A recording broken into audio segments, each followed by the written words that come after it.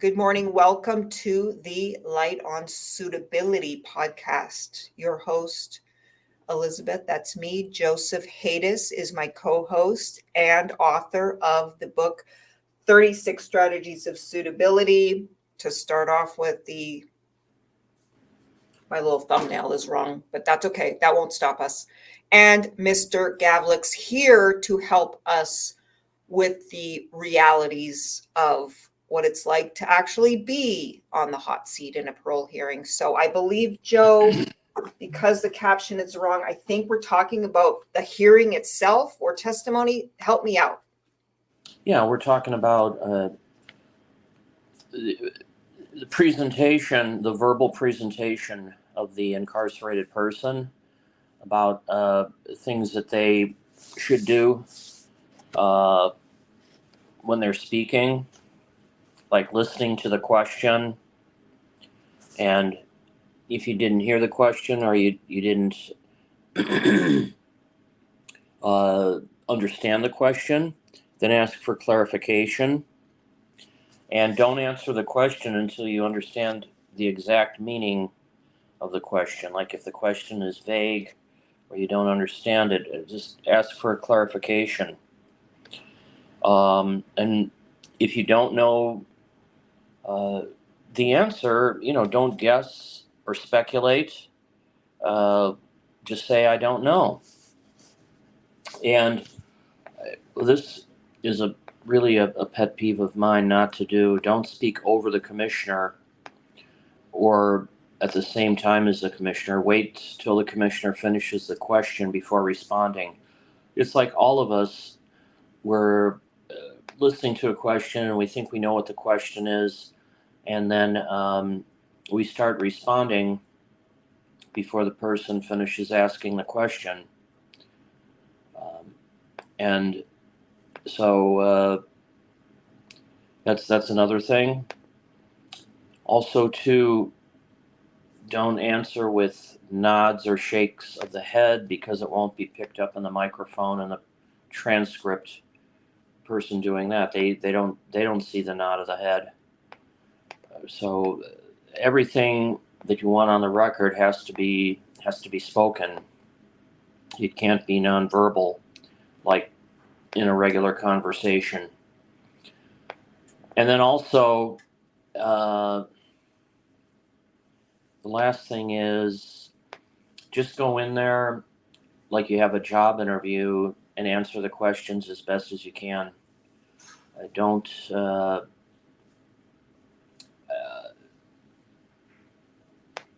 the commissioner is an important person, but just talk to him like you're having a normal conversation. And I know that's hard because your freedom's at stake and you want to you're nervous about making a mistake, but just try to have a conversation, like the three of us are having right now. And I think that'll help the nerves and it'll help produce better communication and better thinking. So that's my take on effective communication, those points. I would add. Yeah, Michael, I think you're on mute. I'll add a couple of things.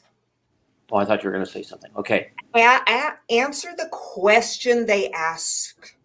Answer the question that's asked. Absolutely. Don't answer some other question. Don't go off on some other tangent before you get to the answer.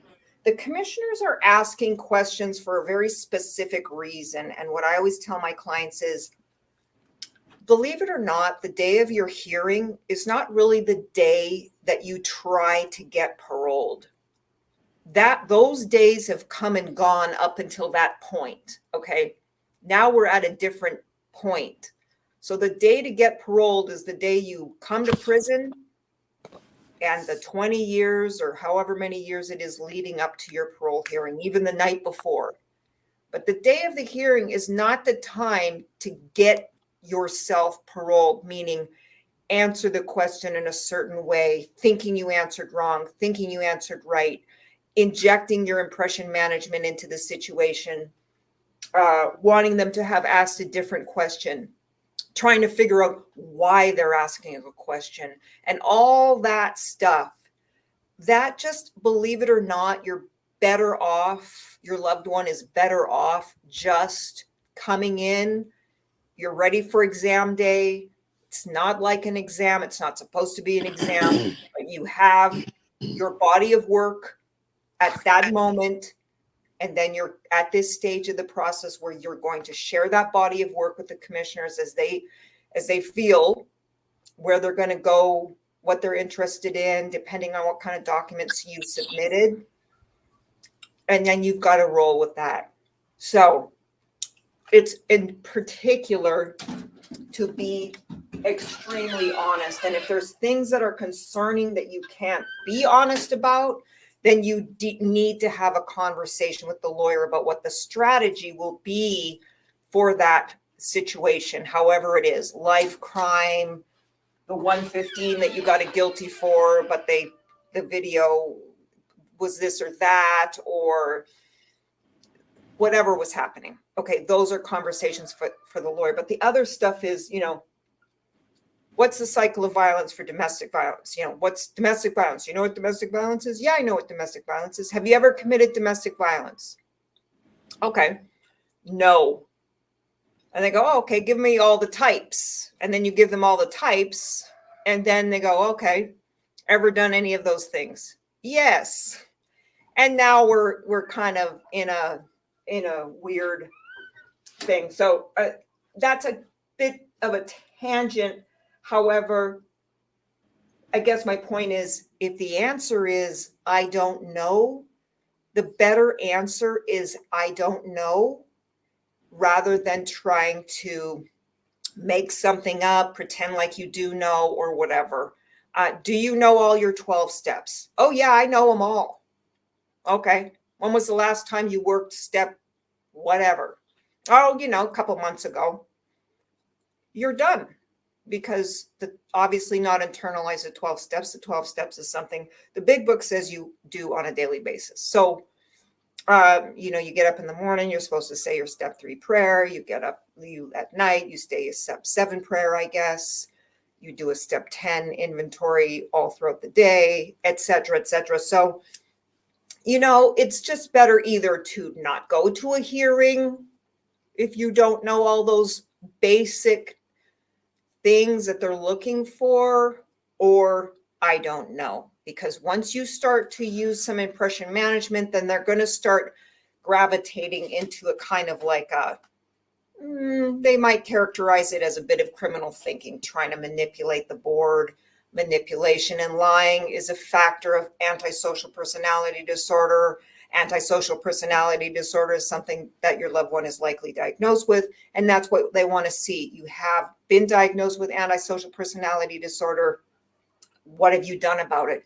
And if you're lying, manipulating, hiding, omitting, you're kind of in trouble. And then I had this other thing happen last week where the commissioner said that our clients are supposed to just start volunteering information, even if there's no question pending about something. You're just supposed to vomit out, whether you committed restitution fraud without a question pending. But there's a lot of goofy stuff happening here and there. It has been. Joe's done this longer than me. He's done this, I think, at least 6 years longer than I have. And, over the years, we see constantly new things to always adjust. You need to make adjustments. We need to make adjustments. We need to advise our clients about, but that's so important. And then nervousness, it's fine. That's totally fine. If you're nervous, take a few deep breaths. Once the commissioners get rolling, and like Joe said, have a conversation. This is not a college exam. There really is no right or wrong answer. It's just, it's a benchmark of where are you today? Do you have a pretty good handle on all of your risk factors? Yes or no?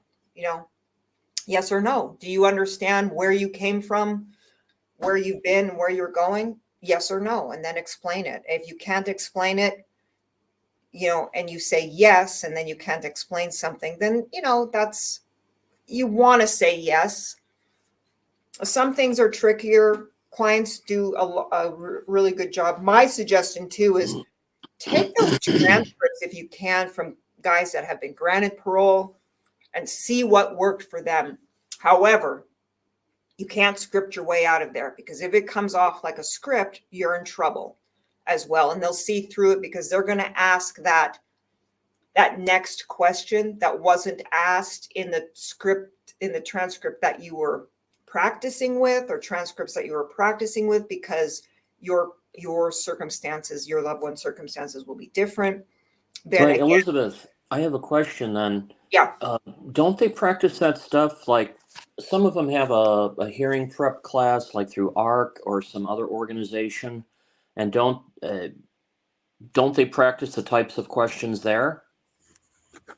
that's what Or I'm and getting maybe at. So Michael you can knows. track. That's Maybe what I'm Michael getting. Michael has a take on this. He probably does. That's what I'm getting at. You can practice all day long, but be careful that you're not just trying to memorize your way out of there, Oh, no because way. those practice questions, they're just a baseline. But really, Yeah, you should understand your life circumstances, where you've been, where you got to, and where you're going, of on a course. deep and profound level. So that's what I'm saying. You can't really rely on practicing, because if it comes across as scripted, those commissioners are going to pick up on that really fast, and they are going to ask you that follow-up question that then exposes that you've simply been trying to memorize your way out the door. And if if your loved one memorizes his or her way out the door,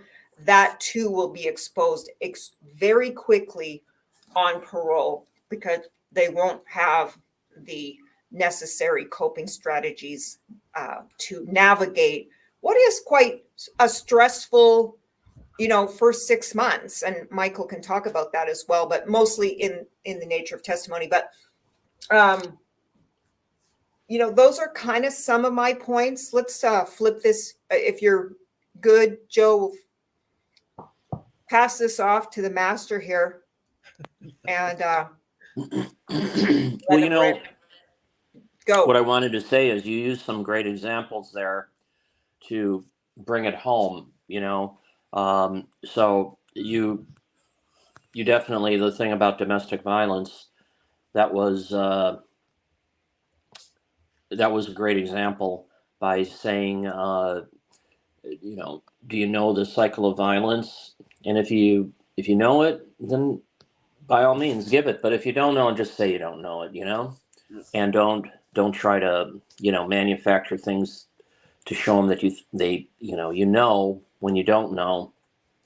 And they're going to see right through that. They're going to know immediately. So, anyways, yeah, Michael, And let me add you've to been in that the as well. trenches and you know it. So, Yeah, please give us your take. I'm going to add to your thing as well, like on the domestic violence. Sometimes, like, gang crime, a risk factor of gangs, okay? And he's got a risk factor of domestic violence, but the cycle of violence is confused, okay, between there's a cycle of violence for gangs and there's a cycle of violence for domestic violence. So sometimes that happens. It's not the end of the world, but it can create some issues as well there. But that's just, again, really, if you're given this second chance, you really need to internalize it all. And I also say, in terms of presentation, drop the fake remorse. Like, we don't need it. They don't need fake remorse, fake tears. Elizabeth, it's not all fake. Some yes, but No, not well, all. I'm mentioning fake. So don't Okay. have your loved ones come in there and fake this No, crying and fake no. these statements. And another thing is, generalized vague testimony isn't going to cut it either. So, oh, they suffered a lot of pain and suffering. Oh, I can only imagine. I really have am trying now to get that phrase out of my clients' verbiage and letters. And I can only imagine. No, you're not supposed to be imagining. You're supposed to have an internalized understanding of victim impact and victim awareness. So you don't have to use that phrase anymore. She probably felt XYZ. She had to go to court. Specific examples. She had to stay in the hospital for 19 days. He had to so and so on. His mother missed a birthday. Concrete things, okay? And some possibilities that are probabilities of also what you study in thoughts of suicide, wondering why God was against you, and all these specific things. So testimony is such an important aspect, and I am turning it over to you now, Michael, but a really great chapter to include as well, Joe, on that. So now I'm going to shut up. All right. So where do I want to start? So many years I've watched people getting ready for board. And one of the most predominant things I've seen is people come back with a 3 or 5 year denial. And these very same people are sitting out in the day room 8, 10, 12 hours a day studying for board. So here's the thing.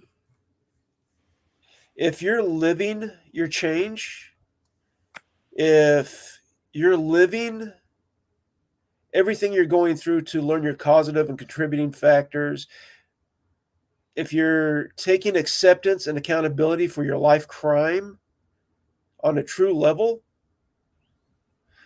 and you're internalizing all the things you're learning from your self-help classes and from your education, you don't need to sit out there and study 10 or 12 hours a day because you're living it every day. And that's one of the big things that, I try to get across with the board prep stuff that I've done with other incarcerated persons is internalize, live it, because then you don't need to do all this. This is time you can spend learning new tools, new skills.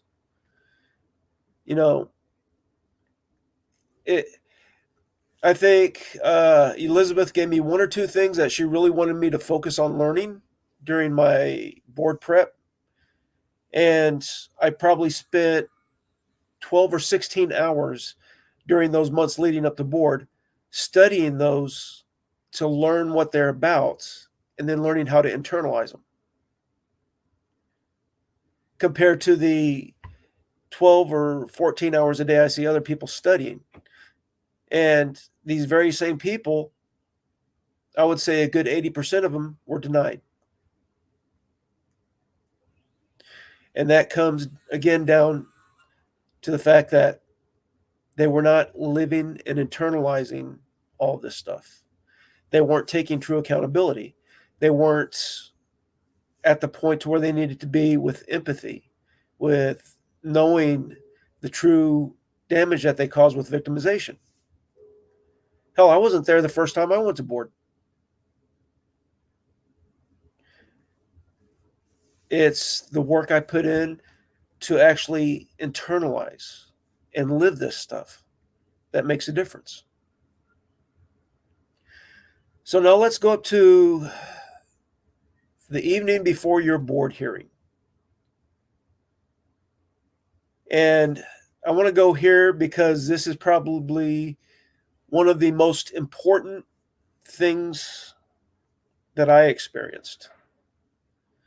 If you go into that board hearing and you're not rested and you're not in a good state of mind, it's going to show. So the day before, the night before, don't even worry about your board hearing in the morning. They're going to call you when it's time. You're going to go. But use that day before to decompress, to relax, to have a good meal, get a good night's sleep. Because without these things, if you go in there, you're stressed because you're getting ready for your board hearing. The first time I wasn't as rested as I should have been. And there were times where I was feeling anxious, I was feeling tired, I was feeling frustrated. And the majority of that was because I didn't eat well, I didn't sleep well, I didn't decompress.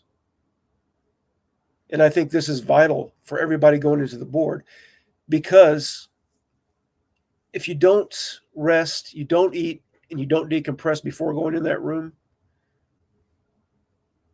like I said, it will show, and you're going to, just like I did, start talking over commissioners.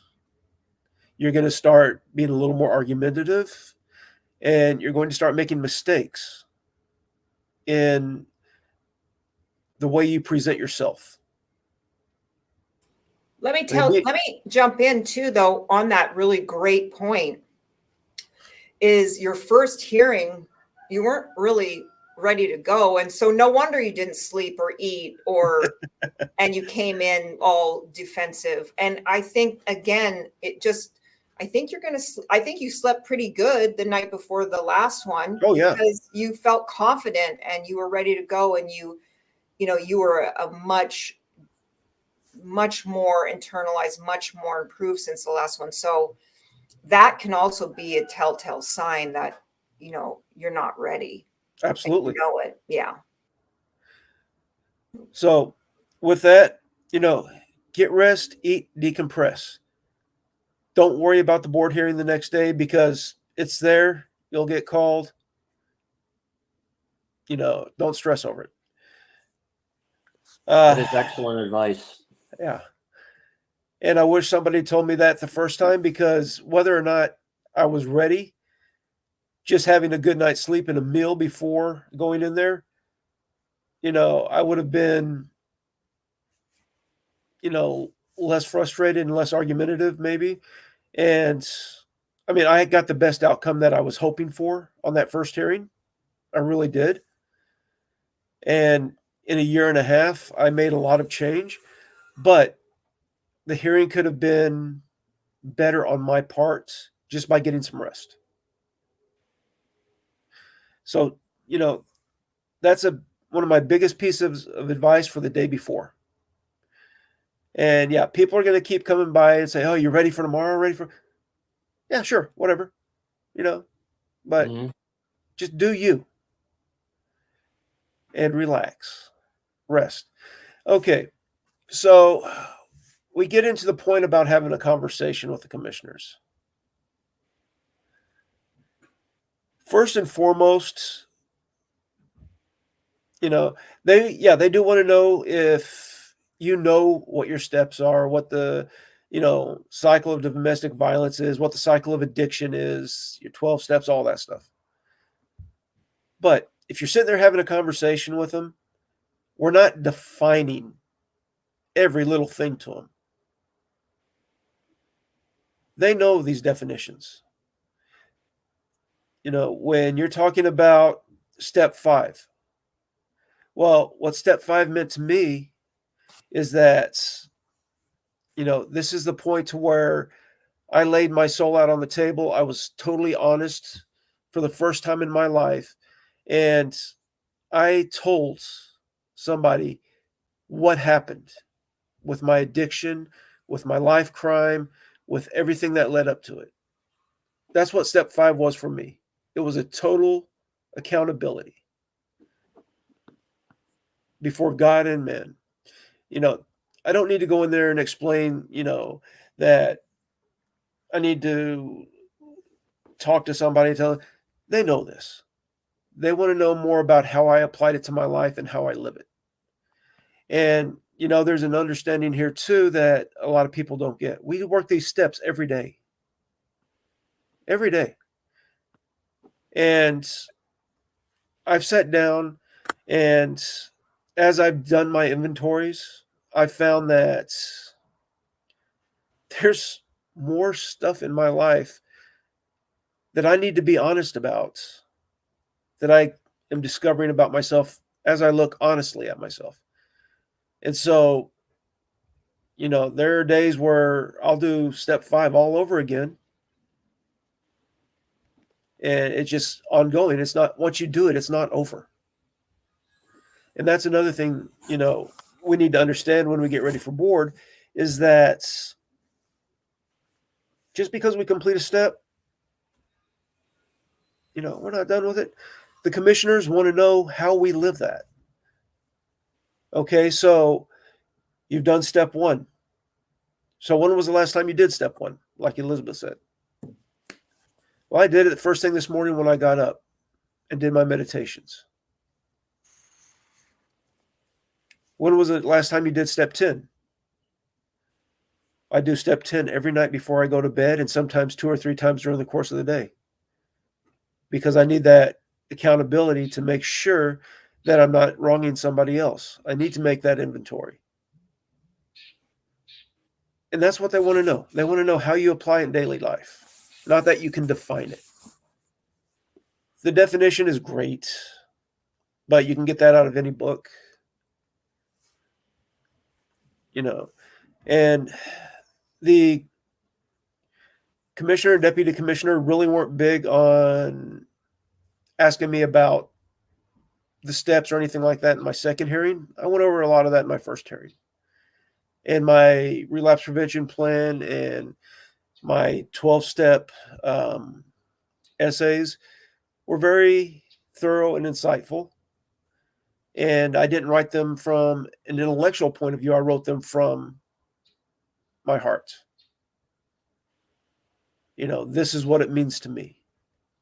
And I think with that, it was enough that the deputy commissioner really understood that I had a grasp of it. But were he to ask me about any of those, I could answer them because I had internalized them. I don't have to study them. And I mean, we've hit kind of a circle here about studying.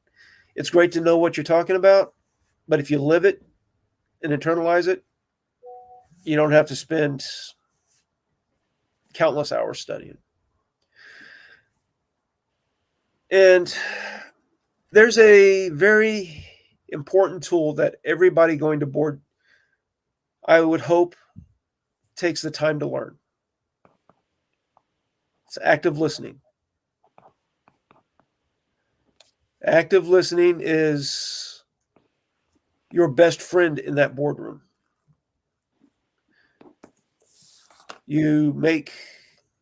It's harder now to make eye contact with the commissioners to show that you're paying attention to them. But if they can see that I'm sitting here, I'm focusing on the person on the screen talking and listening, they can see my body language. I'm sitting there, I'm not looking over here, I'm sitting here, I'm paying attention, I'm nodding, or, I'm giving some kind of nonverbal indication that maybe I'm not understanding it. They pick up those things. So without me even having to ask for them to rephrase, they may say, oh, wait a minute, you understand what I'm saying here? Would you like me to rephrase it? Or if you don't understand, one of your best tools is, so you're asking me what happened that night that led up to me committing this crime. Get them to say yes or no and maybe rephrase the question for you. It's part of active listening. If you don't understand, ask for clarification. Because if you don't understand a question the way it was asked and you try to answer it, you're going to go off on something possibly totally different than what the commissioner is asking about. And now you've created a whole cycle of events that you're going to have to work through because, well, they may be sitting there taking notes about this and go, yeah, he's not paying attention. He's not answering the question. He's avoiding, minimizing. And just because you didn't understand the question, ask for clarification. And if you cannot get the clarification that you need to understand the question, take a moment, say, hey, can I have a moment with my attorney? I need to talk to my attorney and get clarification so I understand fully what's being asked, or I just need a break. Whatever works to get your attorney to give you a few minutes to define what the commissioner is asking. So what our attorneys are there for is to help us understand what's being asked, to help us understand that our due process is being met, and help us understand that, we have all these tools at our disposal.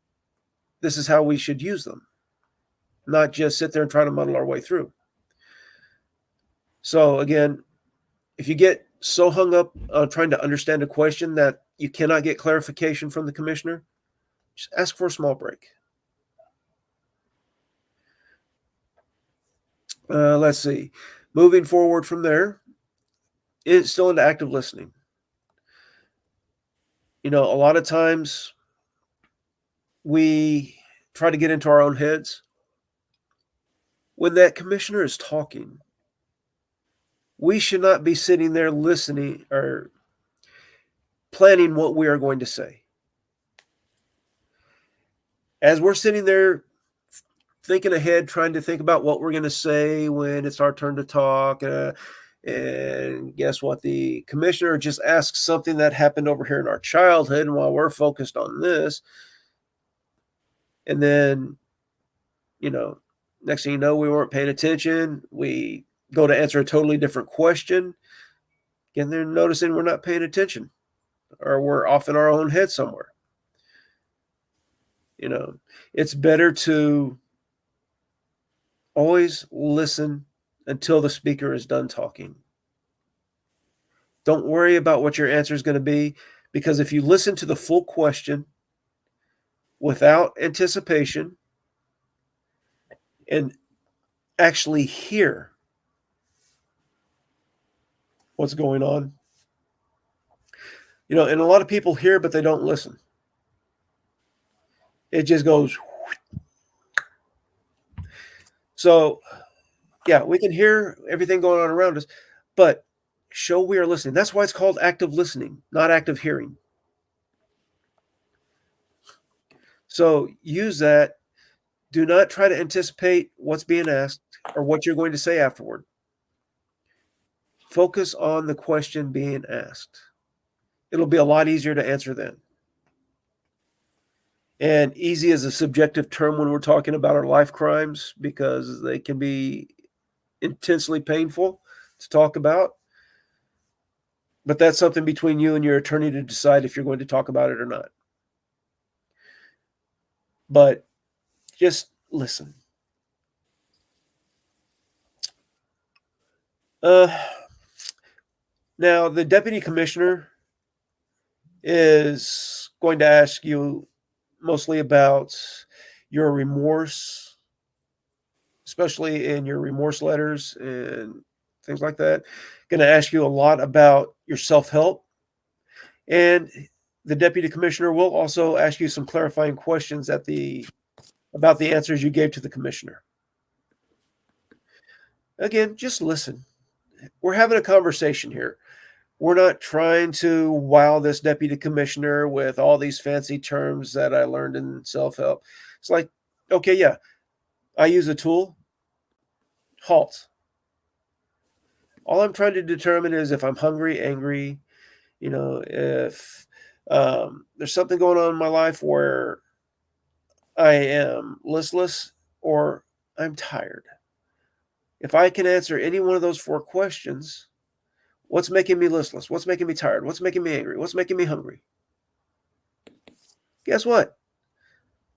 It's that easy. I don't have to go on a 10-minute tirade about what each one of these is. Am I hungry? Okay, I haven't eaten today. Yeah, I'm hungry, so it's making me a little hangry. I'm starting to feel a certain way. Am I angry? Why am I feeling angry? Why did I allow myself to feel that? And then we just give them a brief summary of what it is and how it applies to me. Well, how do I use this? Well, if I find myself in a situation to where everything around me is triggering, I stop and I go through my list. And, I try to pinpoint what it is that's triggering me. And then I focus on my tools to deal with that. I don't have to give him or her a 20-minute tirade. Well, I learned this doing this, and this, and this, and this, and this, and this. It's all the commissioner wants to know is, if you tell them what the tool is, how do you use it? How do you internalize it? How does it benefit you in dealing with your triggers? We're going to be concise. We're going to be to the point. And another mistake I hear a lot of people making is the commissioner will ask a question and the person will answer 3 or 4 questions at the same time, and most of them haven't even been asked yet. Whether it's for your life crime or your self-help. Answer the question at hand. Give enough information to be concise and accurate and truthful, but you don't have to spend 20 minutes answering a question. The more honesty and transparency you can give them in the shortest amount of time does make a difference, believe it or not. They don't have, they have 4 or 5 hearings a day sometimes. They don't want to hear a 30-minute tirade about, this is what happened in my life to make me feel that way. They want you to be concise, to the point, and explain your internalization of what happened, your understanding. The other side of that is if you go on one of these long tirades and just have diarrhea of the mouth, so to speak, it could look like you're trying to avoid answering the actual question by veering off these different paths, which they have a word for that. Minimization. You're minimizing your accountability by going off on this tangent and finding other excuses or other reasons, some people like to say. So when we're concise, we're to the point, and we're clear and honest and accurate about our answers, the commissioners get more out of it. We get more out of it. And if they want a deeper explanation, they will ask you for it.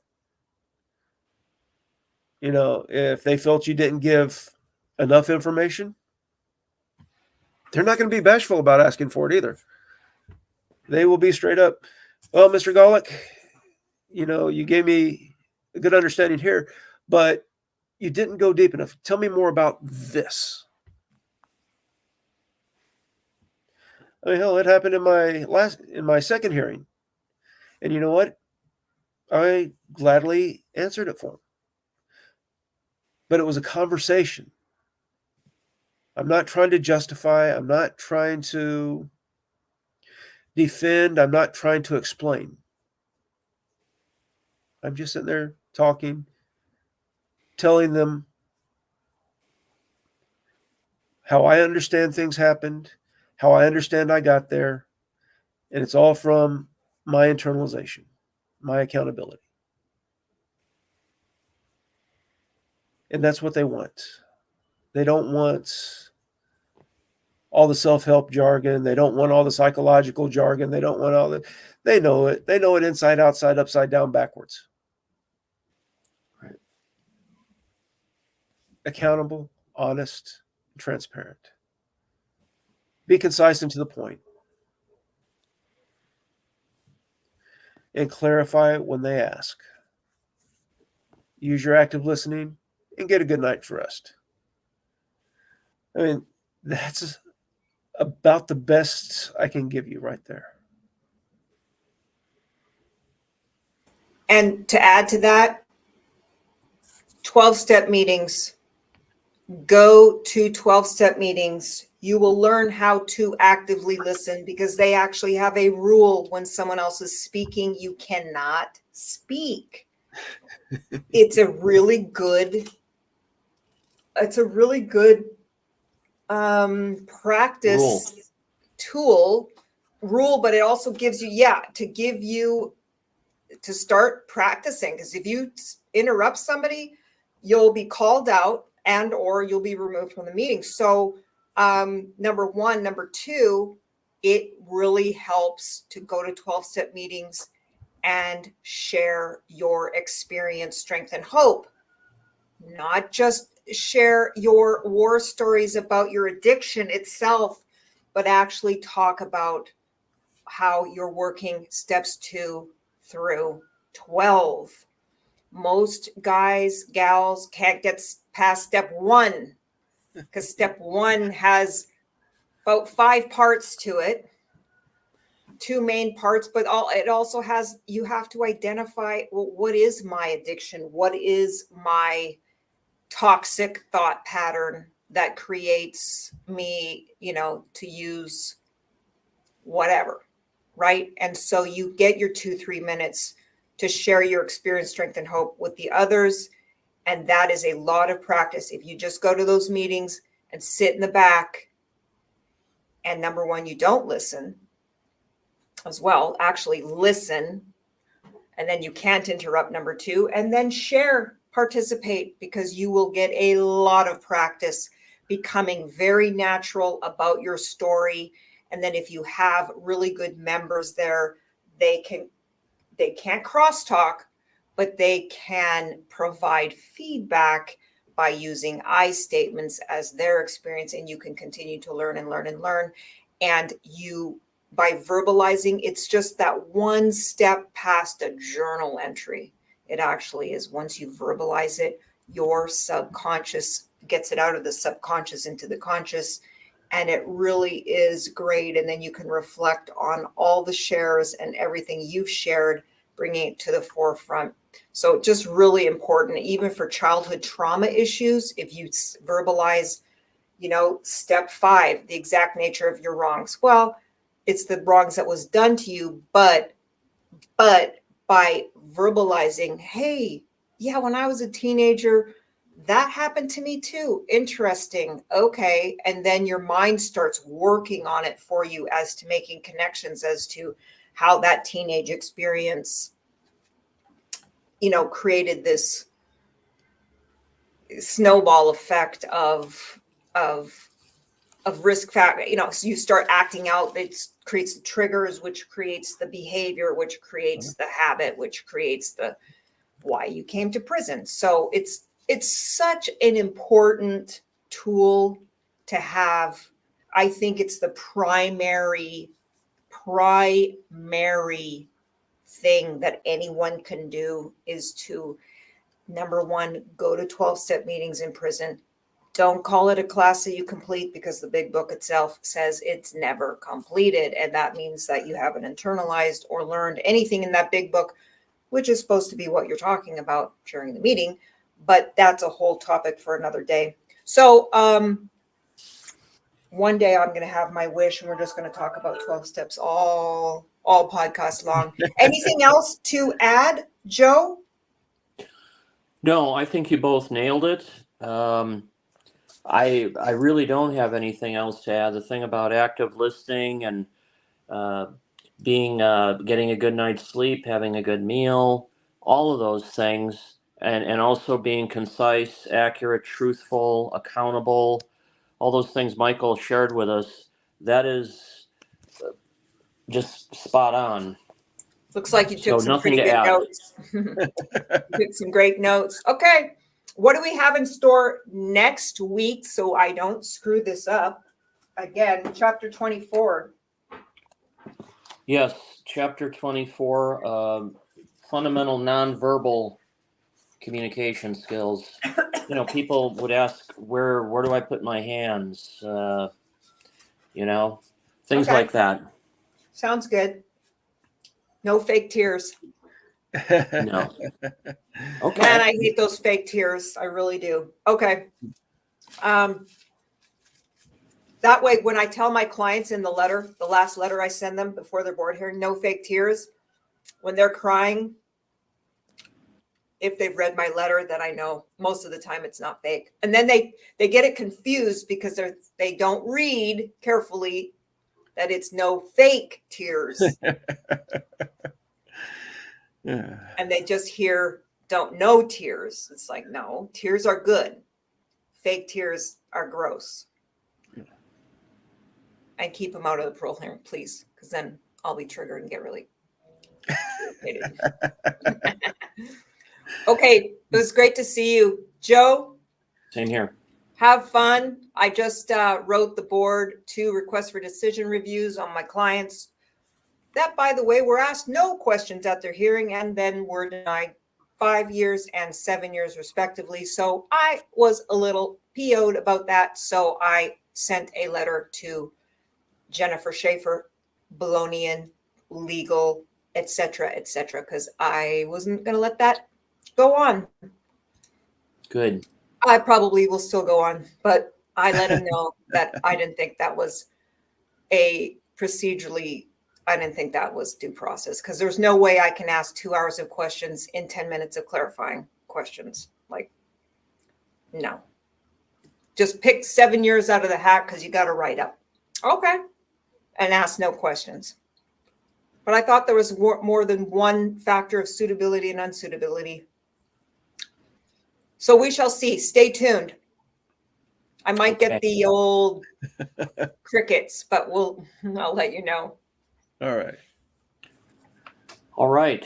Very good. Thank you for both of you guys. You had some great, really great comments and insights into communication skills in the context of the hearing. Yeah. Thanks, Joe. Thanks for your book. Thanks for Yes, coming. thank you. Okay. Appreciate it. And thank you for doing this, Elizabeth. No, thank you for coming. Good. I got somebody else. I got a couple other people coming. Awesome. Interested in coming. They say when they want to come, and we'll see. Sometimes they do, sometimes they don't. Well, sometimes life happens. Create a real round table out of it. Yeah, and I know that you guys get so busy on release, especially when you're having fun. Well, finally, my work life is becoming relaxed enough that my weekends are not being interfered with now. Oh, wow. Cool. Great. Yeah. Cool. So, in fact, last Friday evening, we did a thing with a group called Just Us for Youth, where we went and we were part of sharing our life stories with at-risk youth. Wow. That's cool. Hopefully one of them will listen. Yeah.